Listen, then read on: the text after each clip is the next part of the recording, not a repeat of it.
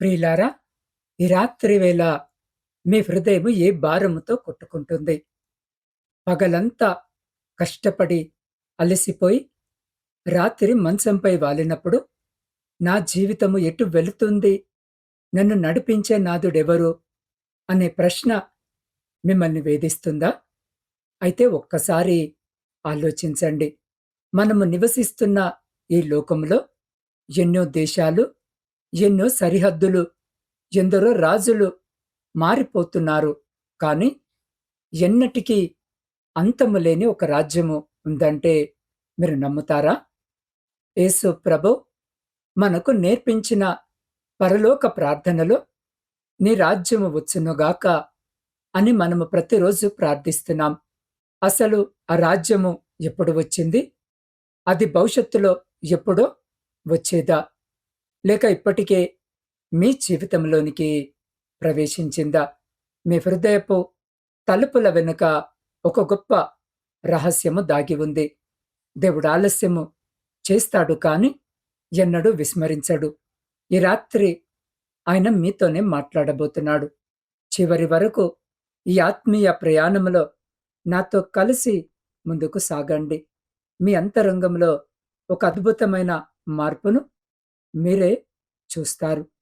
పరిశుద్ధుడవైన మా తండ్రి, కృపగల మా రాజా, మీ మహోన్నతమైన నామమును బట్టి స్తుతులు, స్తోత్రాలు, వందనాలు. దేవా, ఈ రాత్రివేళ నీ పాద సన్నిధికి చేరిన నీ బిడ్డలందరినీ నీ హస్తాలకు అప్పగిస్తున్నాం. దేవా, రోజంతా పడిన కష్టాలు, కన్నీళ్లు, ఆందోళనలన్నిటినీ నీ సిలువ చెంత పెడుతున్నాం. అయ్యా, ఈ సందేశము ద్వారా నీ స్వరమును మేము వినేలా మా హృదయాలను సిద్ధపరచండి. తండ్రి, రాత్రి నీ ఆత్మతో మమ్మల్ని నింపి నీ అద్భుతమైన శాంతిని మాకు అనుగ్రహించమని యేసు క్రీస్తు అతి పరిశుద్ధ నామములో వేడుకుంటున్నాము మా పరమ తండ్రి. ఆమెన్. ప్రియ సహోదరి, సహోదరులారా, మనం బైబిల్ చరిత్రను ఒకసారి గమనిస్తే యేసు క్రీస్తు ఈ భూమిపైకి రాకముందు ఇశ్రాయేలు ప్రజలు రోమా సామ్రాజ్యం యొక్క కఠినమైన బానిసత్వంలో ఉండేవారు. వారు ఒక గొప్ప రాజు కోసము, తమను విడిపించే మెస్సియా కోసము కన్నీళ్లతో ఎదురుచూస్తున్నారు. ఆ సమయంలో యోహాను సువార్త, మత్తయి సువార్తలలో ఒక సింహనాదము వినిపించింది. యేసు తన పరిచర్యను ప్రారంభించినప్పుడు ఆయన ప్రకటించిన మొదటి సందేశము ఏమిటో తెలుసా? మత్తయి సువార్త 4వ అధ్యాయము 17వ వచనములో ఇలా వ్రాయబడి ఉంది. మనస్సు మార్చుకొనుడి, పరలోక రాజ్యము సమీపించి ఉన్నది అని. గమనించండి, యేసు మొదట వచ్చి మీకు అద్భుతాలు చేస్తాను, మీకు సంపదలు ఇస్తాను అని చెప్పలేదు.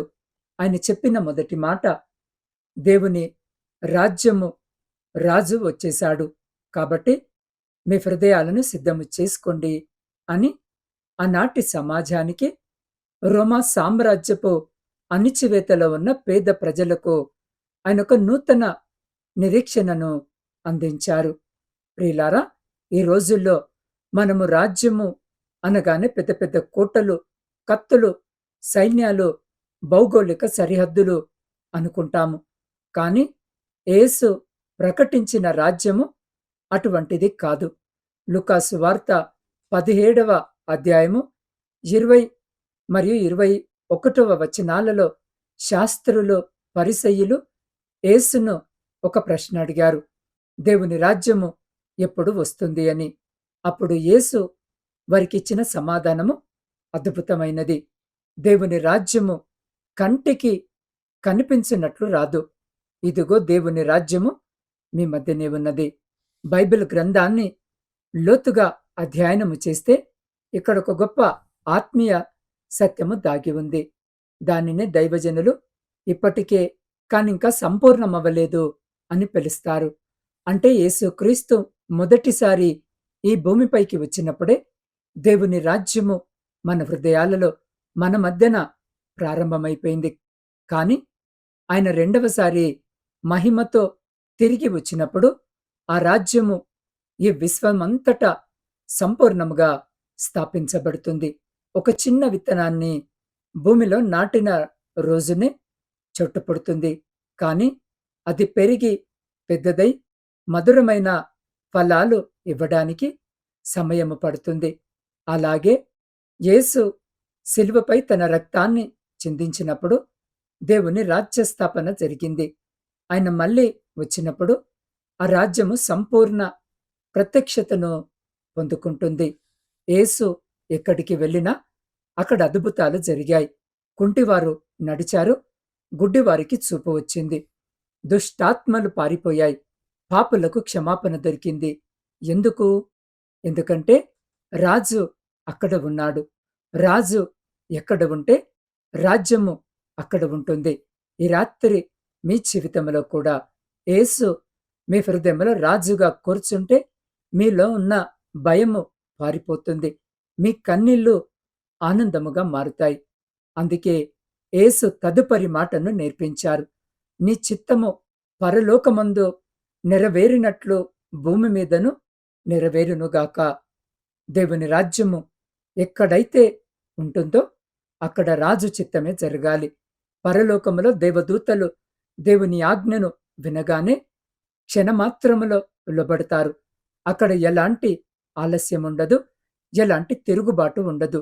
యేసు మనకు నేర్పించేది ఏమిటంటే పరలోకములో ఉన్నటువంటి ఆ సంపూర్ణ విధేయత మన జీవితములో ఈ భూమిపై కూడా నెరవేరాలి. ప్రియులారా, ఈ ప్రార్థనను యేసు కేవలము మాటలతో చెప్పి వదిలేయలేదు. ఆయన తన జీవితము ద్వారా జీవించి చూపించారు. శిలువ మరణానికి ముందు రోజు రాత్రి గెత్సెమనే తోటలో యేసు క్రీస్తు ప్రభు మోకరిల్లినప్పుడు ఆ శిలువ శ్రమ, ఘోరమైన నొప్పి ఆయన కళ్ళ ముందు కదలాడుతున్నాయి. ఎంతటి వేదన అంటే ఆయన చెమట రక్తపు బిందువులుగా మారి భూమిపై పడుతుంది. ఆ సమయంలో యేసు దేవునికి ఒక ప్రార్థన చేశారు.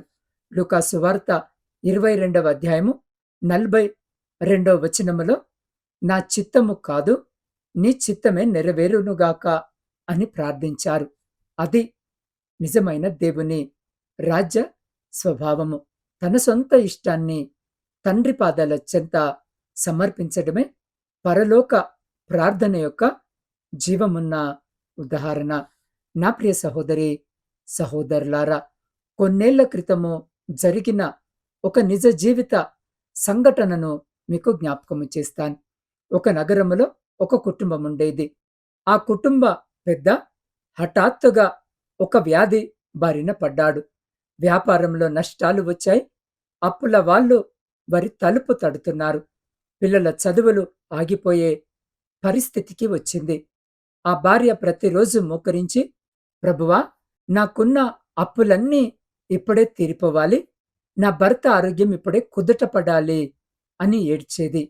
పరిస్థితులు బాగుపడకపోగా మరింత దిగజారిపోయాయి. ఒక రాత్రి వేళ ఆమె తీవ్రమైన నిరాశతో ఆత్మహత్య చేసుకోవాలనే ఆలోచనతో పరిశుద్ధ లేఖన భాగమును తెరిచింది. అప్పుడు ఆమెకు గెత్సెమనే తోటలో యేసు చేసిన ప్రార్థన కనిపించింది.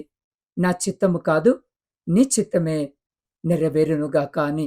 ఆ మాట ఆమె హృదయాన్ని బలముగా తాకింది.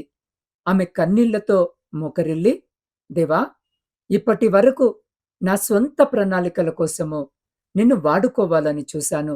కాని ఈ రాత్రి నా జీవితాన్ని, నా కుటుంబాన్ని నీ చేతుల్లో పెడుతున్నాను. నీ చిత్తమే నా జీవితంలో నెరవేరనివ్వు అని తనకు తాను కుటుంబముతో సహా దేవుని పాద సన్నిధిలో సమర్పించుకుంది. అద్భుతము ఏమిటంటే ఆమె హృదయములో ఒక చెప్పనశక్యము కాని శాంతి ప్రవేశించింది. కొద్ది రోజుల్లోనే దేవుడు ఊహించని మార్గాలను తెరిచాడు. ఒక స్నేహితుని ద్వారా వ్యాపారానికి సహాయం అందింది. భర్త ఆరోగ్యము కుదుటపడింది. ఈరోజు మీ కన్నీళ్లు రేపటి సాక్ష్యముగా మారవచ్చు అనడానికి ఆ కుటుంబమే ఒక సజీవ సాక్ష్యము. ఎప్పుడైతే మనం మన చిత్తాన్ని వదిలేసి దేవుని చిత్తానికి లోబడతామో అక్కడ దేవుని రాజ్యము ప్రత్యక్షమవుతుంది. నా ప్రియ సహోదరి, సహోదరుడా, ఈ అద్భుతమైన సందేశము ద్వారా దేవుడి రాత్రి మీతో ఏమి సెలవిస్తున్నారంటే, నిజమైన ప్రార్థన అంటే దేవుడిని మన కోరికల చుట్టూ తిప్పుకోవడము కాదు. నిజమైన ప్రార్థన అంటే మన హృదయాన్ని దేవుని సంకల్పానికి లోబరచడం. దేవుని రాజ్యం అనేది కేవలము చనిపోయిన తర్వాత వెళ్ళే స్థలము మాత్రమే కాదు. అది భూమిపైనే మన అంతరంగములో అనుభవించాల్సిన ఒక ఆత్మీయ స్థితి. మీ హృదయములో యేసుకు మొదటి స్థానం ఇచ్చినప్పుడు మీ చుట్టూ ఉన్న పరిస్థితులు ఎలా ఉన్నా మీరు కలవరపడరు. నా ప్రియ సహోదరి, సహోదరుడా, ఈరోజు మన నిత్య జీవితంలో ఉద్యోగ సమస్యలు ఉండి ఉండవచ్చు. తీరని అప్పుల భారము వేధిస్తూ ఉండవచ్చు. వివాహ జీవితంలో మనశ్శాంతి కరువై ఉండవచ్చు. లేదా ఆర్థిక ఇబ్బందుల వల్ల పిల్లల భవిష్యత్తు ఏమైపోతుందో అని రాత్రిపూట నిద్ర పట్టకుండా ఆందోళన చెందుతూ ఉండవచ్చు. ప్రియ సహోదరుడా, సహోదరి, దేవుడు మీ కొరకు పని చేస్తూనే ఉన్నాడు. మీ శ్రమల సమయంలో నా ఇష్టమే జరగాలి అని పట్టుపట్టకండి. దేవుడు మూసిన ఆ తలుపు వెనక కూడా ఒక గొప్ప ప్రణాళిక ఉంటుంది. ఆ ప్రణాళికను మీరు విశ్వసించి మీ భారాన్ని ఆయనపై వేయండి. ప్రియ సహోదరి, సహోదరుడా, ఈ వాక్యము మన కుటుంబాలకు ఒక గొప్ప పాఠాన్ని నేర్పుతుంది. ఈ రోజుల్లో భార్యాభర్తల మధ్య, తల్లిదండ్రులు మరియు పిల్లల మధ్య గొడవలకు కారణమేంటో తెలుసా? నా మాటే నెగ్గాలి, నా చిత్తమే జరగాలి అనే స్వార్థము. ఎప్పుడైతే ఒక కుటుంబంలో భార్య, భర్త కలిసి మన ఇష్టాలు కాదు, మన కుటుంబంలో దేవుని చిత్తము నెరవేరాలి అని మోకరిల్లి ప్రార్థిస్తారో, ఆ కుటుంబంలో గొడవలు సర్దుకుపోతాయి. ఒకరినొకరు క్షమించుకునే మనసు వస్తుంది. మీ ఇళ్లను దేవుని రాజ్యముగా మార్చుకోండి. అక్కడ సంతోషము వర్ధిల్లుతుంది. నా ప్రియ సహోదరి, సహోదరుడా, మీరు ఒంటరిగా లేరు. ఎందుకంటే దేవుడు మీతో ఉన్నాడు. విశ్వాసముతో నిలబడిన ప్రతి అడుగు దేవుని మహిమను చూస్తుంది. మీ ప్రార్థనలకు వెంటనే సమాధానము రాలేదని నిరాశ చెందకండి. దేవుని సమయము ఆయన ఎప్పుడిస్తాడో అప్పటి వరకు వేచి చూడండి. ఆయన మీ జీవితంలో ఉంచిన ప్రతి శోధనను ఒక శ్రేష్టమైన ఆశీర్వాదముగా మార్చగల సమర్థుడు. దేవుని ప్రేమ ఎన్నటికీ తగ్గదు. ఆయన వాగ్దానాలు ఎన్నటికీ తప్పిపోవు. కాబట్టి విశ్వాసముతో నిలబడండి, ధైర్యము తెచ్చుకోండి. నా ప్రియ సహోదరి, సహోదరుడా, ప్రార్థన ఎప్పటికీ వృధా కాదు. మనం మోకరిల్లి నీ రాజ్యము వచ్చునుగాక, నీ చిత్తము నెరవేరునుగాక అని ప్రార్థించినప్పుడు పరలోకపు శక్తులు మన పక్షాన కదలడం ప్రారంభిస్తాయి. ప్రార్థన అనేది మన బలహీనతను దేవుని బలముతో ముడిపెట్టే ఒక పవిత్రమైన సాధనం.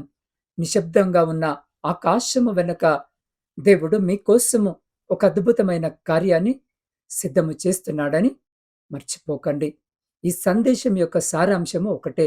సొంత చిత్తాన్ని విడిచిపెట్టి దేవుని చిత్తానికి లోబడినప్పుడే మనిషి జీవితంలో దేవుని రాజ్యము మరి ఆయన శాంతి స్థాపించబడతాయి. నా ప్రియ సహోదరి, సహోదరుడా, ఈ రాత్రి వేళ మీ కళ్ళలోని కన్నీళ్లను తుడుచుకోండి. మీ హృదయ భారాలన్నింటినీ ఆయన శిలువ చెంత అప్పగించండి. ఆయన మీ హృదయములో రాజుగా ఏలడానికి సిద్ధముగా ఉన్నాడు. మీ జీవిత నావను ఆయన చేతుల్లో పెడితే ఎంతటి పెద్ద తుఫానైనా సద్దుమణగక తప్పదు.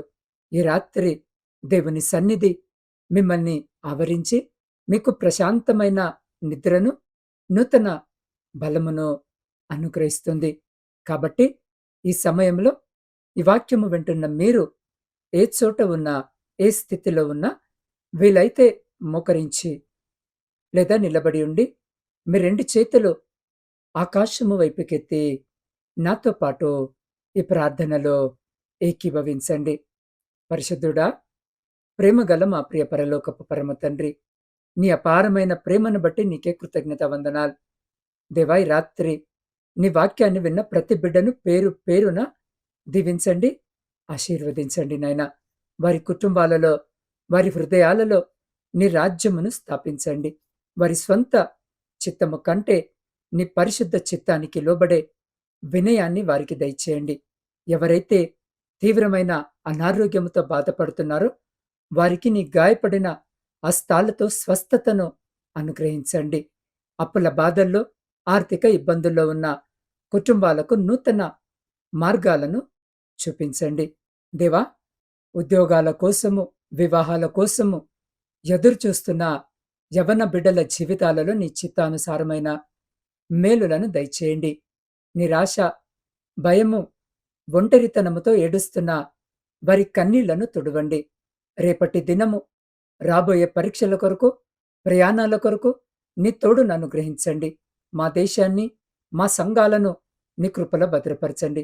ఈ రాత్రి నీ బిడ్డలకు ప్రశాంతమైన, నెమ్మదిగల నిద్రను ప్రసాదించమని మా రక్షకుడైన యేసు క్రీస్తు అతి పరిశుద్ధ నామములో ప్రార్థిస్తున్నాము పరమ తండ్రి.